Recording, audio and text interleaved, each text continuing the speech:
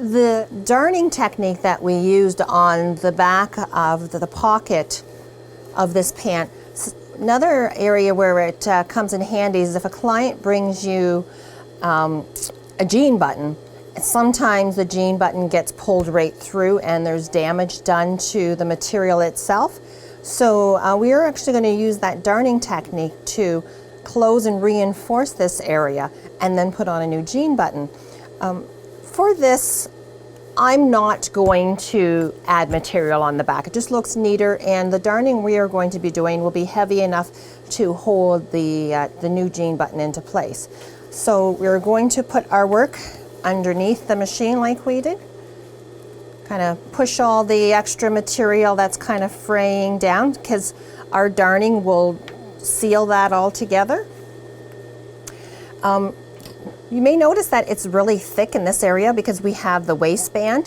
Whenever we're doing this technique, it's always easier going forward and going up onto a thick area than if this was in behind. It's just something I have found, and you'll see what I mean when I start doing my little darning technique. Okay, we're gonna make sure we do have a small thread, and just go over top, frontwards and backwards over top of that hole.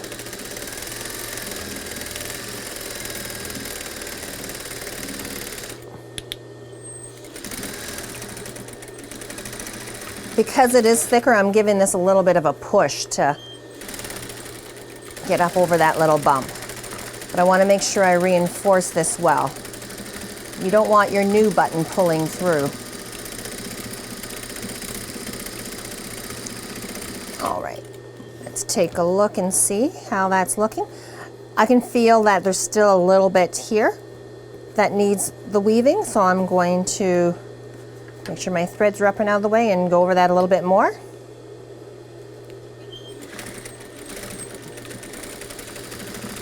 There we go. I missed a little bit, so I'm just going over that to make sure I catch it well. There we go. Now I'm happier with that. We're going to clean up the threads.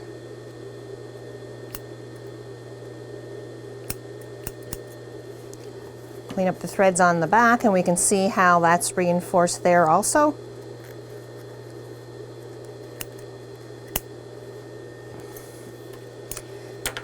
And feel with your hand just to make sure that feels nice and secure. If you're worried, you can also have your stitches go in the opposite direction, so like it's perpendicular if you want, just for a little added stability.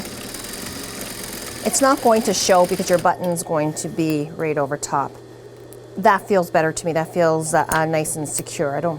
I wouldn't worry that the new button would pull through.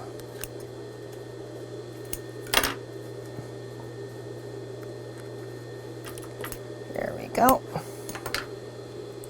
Now we've got our new jean button here. Most of the time jean buttons are just a two-piece application. You have the button and you have a screw, and they just usually get pounded on. So I'm going to take my screw section and kind of push it through a little bit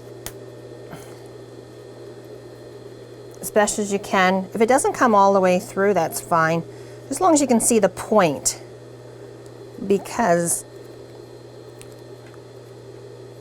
once I've got the point there, and put my button on top,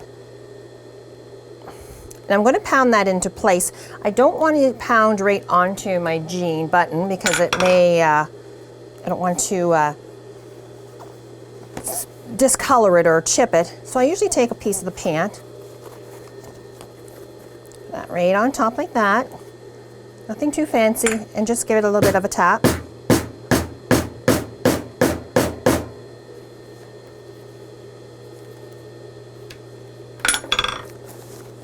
And your button is into place now. Just make sure it's pounded all the way down. There's no space. Give it a little bit of a pull. Doesn't come out. And that is your new jean button.